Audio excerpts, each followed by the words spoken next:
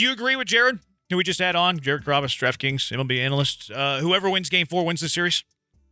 I was thinking about when he said it. I mean, I think that there's still so much baseball to be played. I think that you got a guaranteed long series that's going to be really nip and tucking, and there could be another moment if the Astros win. And I think that if the Rangers win, I just think 3-1 would probably be insurmountable for the Astros. It would be a tough hill to climb. So I'm not going to say that it's definite, and I don't. So I guess I'd say I disagree. I disagree that tonight is the deciding factor, but because I think the Rangers could still win the series if the Astros win tonight, but we'll see what happens. I just think it's too early in the series with these two teams because you haven't had like a Phillies Diamondbacks 10-0 blowout. You haven't had games where you were just, one team totally dominated and looked hyper talented opposed to the other one. I think these teams are very evenly matched, so I think it's a little too soon to say this is the deciding game. I was doing radio in Austin, and I agreed with Jared. I said it this morning that whoever wins tonight is going to win the series because I don't think the Astros can come from behind 3-1 with Jordan Montgomery, with probably Fromber in a Game 6. Now, if you get it to a Game 7, I like my chances there. But if you win tonight, now it's 2-2. You got to take 2 of 3. Verlander, Montgomery would be tight. Game 6, Fromber doesn't sound great, but then I like my chances in a Game 7. So I do think that it comes down to who wins this game tonight. Tonight is imperative. Tonight's critical. Every game in an ALCS is critical. 713-780-ESPN, HRP listener line, 713-780-3776. I thought Dusty Baker managed his tell-off yesterday. What did you make of the Astros skipper? How did you think he managed in yesterday's win? I think that just about every button that he pushed really worked out for him. I mean, you look at moving Brantley up. Did he get any hits? No. Did he make a hell of a catch? Yes. But is he a guy that has to be focused upon and really feared as a hitter at the top of the lineup? Absolutely. Dubon, no-brainer. I mean, you put him in and the guy just performs. The buttons that he pushed, the way he orchestrated his lineup, I've got no problems with any of it. And then when you get to the pitching side of it, it was one thing that, you just say, look, Javier went out there and he did unbelievable things. But when it came time to start managing the bullpen, the way he brought Neris in to get the one out, then let him go into the next inning, then went to Abreu, then went to Presley. It's hard to argue with the fact that Dusty, again, in the playoffs, has been a guy that is killing it when it comes to making decisions. The bullpen struggled a bit yesterday in terms of the numbers. 3 runs, Neris gave up the homer, Brian Abreu's inning, whatever. Like, I'm more annoyed by the leadoff walk than I was the Adolis Garcia punch shot into right field. That was 100 miles per hour off the plate at the knees. You tip your cap there. Far more annoyed with the leadoff walk than I was the Adolis Garcia RBI single. But this is how I would have handled it. We were talking about it yesterday when we were at Wakefield Crowbar. You have 3 guys to eat up 4 innings. Well, it turned out you had 3 guys to eat up 3 1/3. So I thought that Dusty handled the pitching staff just as he should, just as I would. The Michael Brantley thing, like kind of a wash. Like he could have made that great catch if he was batting 6th as opposed to batting 2nd. But I wanted Brantley up in the top of the order too because he's been swinging a good stick. The contention that I had yesterday was the Abreu-Tucker thing. You score 8 runs in a baseball game. Who cares who's batting 5th, who's batting 6th?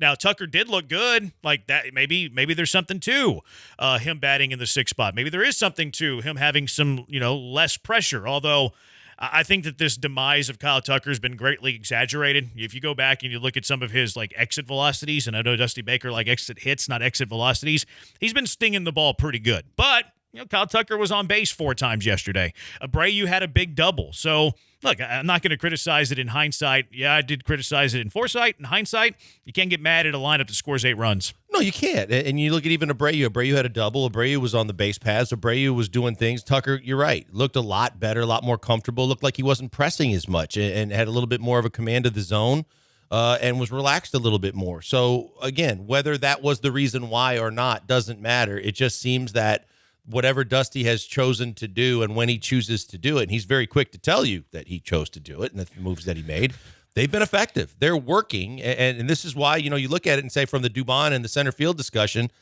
I don't know when Chaz gets back in the lineup because it's hard to go away from a guy that when you put him in, one of his last games, if not his last game in the Minnesota series, he had 2 hits. When you put him in last night and he continues to hit the baseball and they're timely hits and they end up getting you runs, you look at it and say, I can't remove this guy from the lineup because he's too effective right now, and we need offense. That's the other thing too. Like going with Dubon, obviously the right decision. Now it wouldn't stun me if Chas McCormick's in the lineup tonight.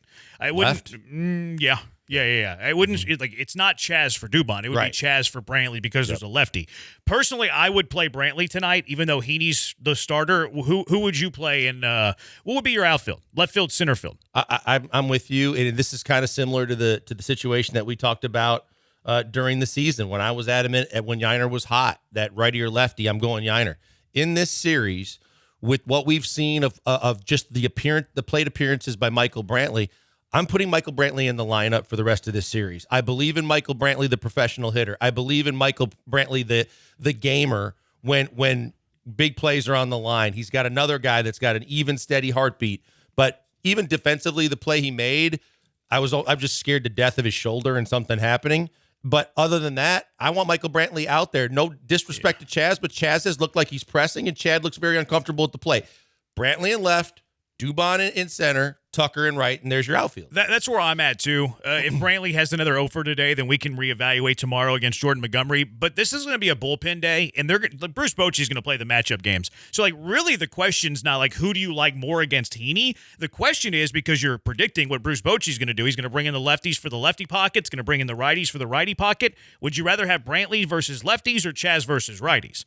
I'm trusting the professional hitter in Michael Brantley in a bullpen game. I'm going Michael Brantley. I'm running out the same lineup that they used yesterday. Even though I was critical of it yesterday, you scored 8 runs. It felt like it had good feng shui. I'm rolling that out there again. If Brantley has a bad day at the plate today, you have Jordan Montgomery, who's going to be a longer starter, obviously, tomorrow, then that's a game for Chas McCormick. I don't think Chas McCormick should be in the lineup today. I think it should be the same exact lineup. And honestly, I think Dusty is going to run out the same exact lineup again today. I think that's when, we talk about Pawpaw's belly. I think he's a guy that's not going to, if it ain't broke, don't fix it. And in this case, with this scenario and the way the offense looked and how everybody looked and felt comfortable and they put up as many runs as they did, I understand that, it's a different pitcher in a different situation, but I wouldn't blame Dusty at all if he rolled out the exact same lineup, because if they're producing like this, I believe that they got confidence, and I'm going to go with them again. 713-780-3776. Let's go out to the HRP listener line. Philip from Pennsylvania is joining us. What's up, Philip from Pennsylvania? Hey, how y'all doing? I love the show. I've been listening to y'all for a long time. Thank you. Thanks for listening, man. I'm originally from Houston, but since I moved to Pennsylvania 6 years ago, I still listen to y'all, from the live stream. But what I want to ask, I think Dusty Baker should keep the same lineup. Chas McCormick, I think he did good by moving Kyle Tucker. Now Kyle Tucker can get going, moving to the 6th or 7th spot, whichever spot he was in. So I think Dusty Baker, he's not dusting. I think he's doing a good job. I think tonight they win, and we take it 2-2, and we'll see what happens in Game 5. Sounds good. That's all I got to say. Appreciate it, Philip. Thanks for following us to Pennsylvania. We certainly appreciate that.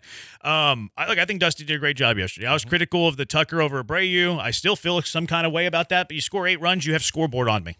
I'm willing to eat that. I'll take the L on that. I do think that the Kyle Tucker's been awful since September is a little bit egregious. Kyle Tucker's had an over 850 OPS since September. You would love that in the middle of your lineup. Kyle Tucker's not had hits in this series per se. Now, he's hit the ball hard. He had that double yesterday, and he reached base. But maybe that's because he's in the 6th spot. There is one thing that I like him in the 6th spot that I didn't really have the realization until watching that game yesterday, that Dusty probably did have the realization because he has more baseball knowledge in the nail of his pinky than I ever will.